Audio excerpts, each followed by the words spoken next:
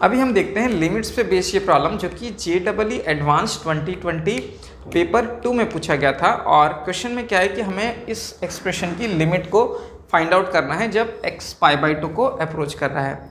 तो अब यहाँ पे देखिए, जब x π/2 को अप्रोच करता है तो जो न्यूमरेटर है sin 3x plus sine x वो किस वैल्यू को अप्रोच करेगा, वो आ जाएगा आपका sin 3π/2 प्लस sin π/2 मतलब -1 प्लस 1, दैट इज न्यूमरेटर जो है वो 0 को अप्रोच कर रहा है। उसी तरह से जब आप x की जगह पर π/2 रखेंगे तो जो डिनोमिनेटर है वो भी आप चेक कर सकते हो कि वो भी 0 को ही अप्रोच करेगा।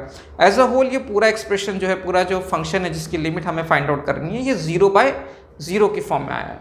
अब अगर ये एक्सप्रेशन 0/0 की फॉर्म में है तो जो पहला ऑब्वियस थॉट जो हमें आता है वो क्या है कि इसमें हम LH रूल को यूज़ कर सकते हैं, ठीक है ना। अब LH रूल को यूज़ करने में सिर्फ एक चीज़ है कि आप जब इसको यूज़ करेंगे तो एक बार में नहीं होगा LH रूल से, आपको 2-3 बार LH रूल को यूज़ करना पड़ेगा। और उसमें क्या है, मिस्टेक्स होने के बहुत चांस रहते हैं। उसको अवॉइड करने के लिए एक और मेथड है जिससे आप इस क्वेश्चन को सॉल्व कर सकते हैं। इसमें 1-2 चीज़ों का हमें ध्यान रखना है। पहली चीज़ तो हमें वो सारी टर्म्स जिसकी वजह से जो नॉन ज़ीरो टर्म्स हैं, जो नॉन ज़ीरो फाइनाइट टर्म्स हैं, उनको आप इस पूरे एक्सप्रेशन के बाहर लिख सकते हैं। अगर वो पूरे एक्सप्रेशन से मल्टीप्लाइड फॉर्म में, प्रोडक्ट फॉर्म में है, तो उनको हम बाहर ले सकते हैं। उससे क्या फ़ायदा होगा कि एक्सप्रेशन थोड़ा सा क्राउडेड नहीं रहेगा, थोड़ा सा इजी हो जाएगा हमारे लिए उसको अप्रोच करना, उसको चेक करना। जैसे कि यहाँ पर 4√2 है, ये एक नॉन जीरो फाइनाइट वैल्यू है, इसको हम बाहर ले सकते हैं। दूसरी इंपॉर्टेंट बात क्या है कि आपको वो टर्म ढूंढनी है जिसकी वजह से हमें इनडिटरमिनेट फॉर्म आ रहा है। मतलब आपको चेक करना है कि कल्प्रिट कौन है यहाँ पर, किसकी वजह से हमारा जो है न्यूमरेटर और डिनोमिनेटर में 0/0 की फॉर्म में आ रही है। वो सारी टर्म आपको देखना है और कोशिश करना है कि उसको हम कैंसिल कर दें, क्योंकि अगर वो टर्म खत्म हो गई मतलब हमारी इनडिटरमिनेट फॉर्म ही खत्म हो गई।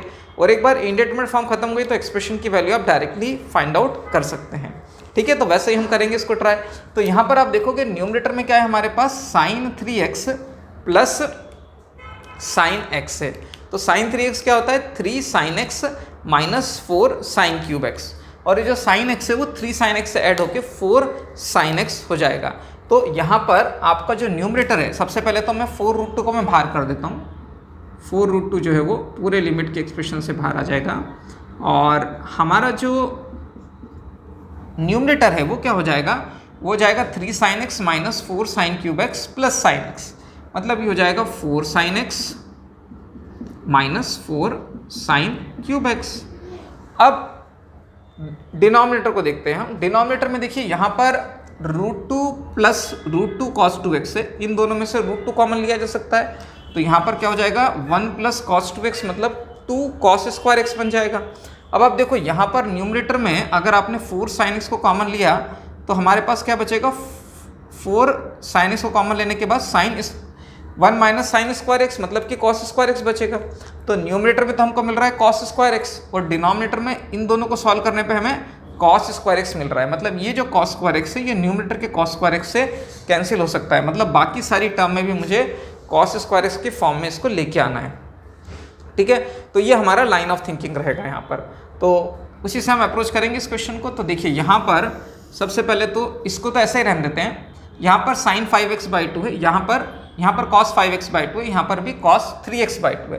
तो ये cos 5x/2 minus cos 3x/2 cos c minus cos d की फॉर्म में आ जाएगा, जो कि हम पहले वाले से क्लब कर सकते हैं। अब वो देखिए कैसे होगा, इसको तो मैं ऐसे ही रहने देता हूँ, 2 sin 2x sin 3x/2, और यहाँ पर देखो क्या है, यहाँ पर cos 5x/2 minus cos 3x/2। उसके लिए फॉर्मूला क्या होता है, -2 times sign of c plus d/2, cos c minus cos d का फॉर्मूला यूज होगा। तो sign of 5x/2 plus 3x/2 मतलब sign 8x/2 that is sine 4x, और साइन 4x अपॉन 2 हो जाएगा साइन 2x। तो ये तो हो जाएगा sine 2x into sine of 5x/2 minus 3x/2 upon 2, तो ये हो जाएगा आपका साइन ऑफ x अपॉन 2, ठीक है। ये तो हमने क्या किया, अभी ये cos की ये टर्म और cos की ये टर्म क्लब कर लिया। बचा केवल हमारे पास ये √2 वाला एक्सप्रेशन। इसमें से अगर हमने √2 को कॉमन लिया तो यहाँ से हमको क्या मिलेगा, 1 प्लस cos 2x जो कि cos स्क्वायर x के बराबर है। ठीक है, इसी की मैं बात कर रहा था। यहाँ पर cos स्क्वायर एक्स मिल रहा है, न्यूमरेटर में भी cos स्क्वायर एक्स मिल रहा है, तो इन दोनों टर्म से भी मैं cos स्क्वायर एक्स प्रोड्यूस करने की कोशिश करूंगा।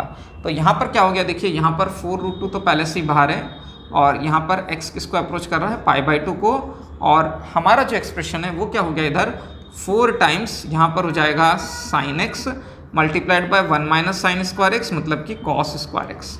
अब डिनोमिनेटर में देखिए क्या हो रहा है, इधर 2 sin 2x दोनों में कॉमन आ रहा है, ठीक है ना, तो मैंने इसमें से 2 sin 2x को कॉमन ले लिया।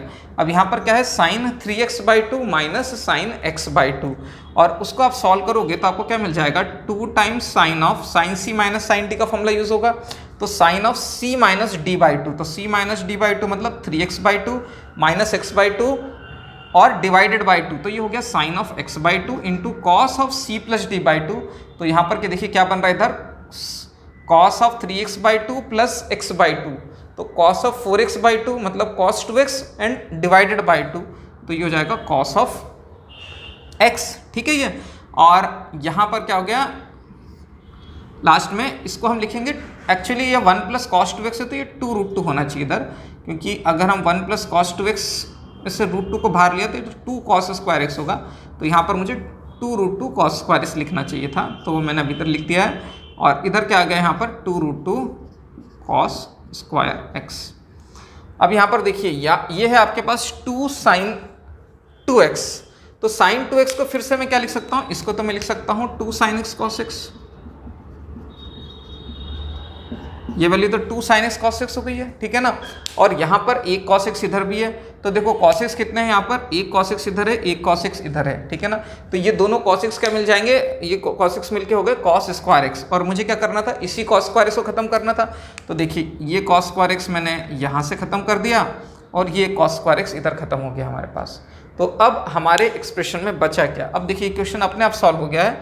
अभी इसमें कुछ नहीं है, सिर्फ वैल्यूज़ को सब्स्टिट्यूट करना है, क्योंकि जिसकी वजह से हमें इनडिटरमिनेट फॉर्म मिल रही थी वो तो खत्म ही हो गया है। तो अब हमारे पास क्या बचा, हमारे पास बचा 4√2 into limit x approaching to π/2, और यहाँ पर क्या आ जाएगा, यहाँ पर है 4 sin x डिवाइडेड बाय, ये है आपके पास ये जो 2 तो इधर लिखा है मैंने, और ये है 2 sin x into cos x, जिसमें से cos x खत्म हो गया, तो यहाँ पर आ जाएगा आपके पास sin x इंटू यहाँ पर है साइन ऑफ x/2, माइनस में क्या हो जाएगा इधर 2√2। तो बस अब सिर्फ x की जगह पे हमें π/2 सब्स्टिट्यूट करना है, तो साइन π/2 तो 1 हो गया इधर से, तो ये हो गया 4√2 मल्टीप्लाइड बाय साइन π/2 इज़ 1, ठीक है, और यहाँ पर 4 भी है साथ में, तो 4√2 इंटू ये कितना है 4 sin x, तो 4 इंटू 1 होगा ये, और डिनोमिनेटर में क्या हो जाएगा, साइन π/2 की वैल्यू 1 हो गई है, साइन अच्छा यहाँ पर एक 2 और है, यहाँ पे 2 इंटू 2 4 है, यहाँ पर तो 2 2 है इधर, एक 2 इधर से और एक 2 इधर से है, तो इसकी वजह से यहाँ पर क्या हो जाएगा 2 इंटू 2 और एक 2 इधर भी है, तो इनफैक्ट यहाँ पर कितना हो जाएगा 2 sin 2x होने की वजह से यहाँ पर 4 इंटू 2 हो गया ये, तो यहाँ पर 8 मल्टीप्लाइड बाय साइन ऑफ π/4 हो जाएगा, π/2 अगर x की जगह पे रखा तो ये तो sin π/4 हो जाएगा, जिसकी वैल्यू 1/√2 होगी। ये 1/√2 जो है वो इस 2 से कैंसिल होकर √2 हो जाएगा, तो ऊपर यहाँ पर क्या आ जाएगा, इस पूरे एक्सप्रेशन में ये जो वैल्यू है ये हो जाएगी आपकी 4√2 माइनस 2√2। तो अब फाइनली हमको जाके क्या मिलेगा इधर से 16√2 divided by 2√2 that is equal to 8।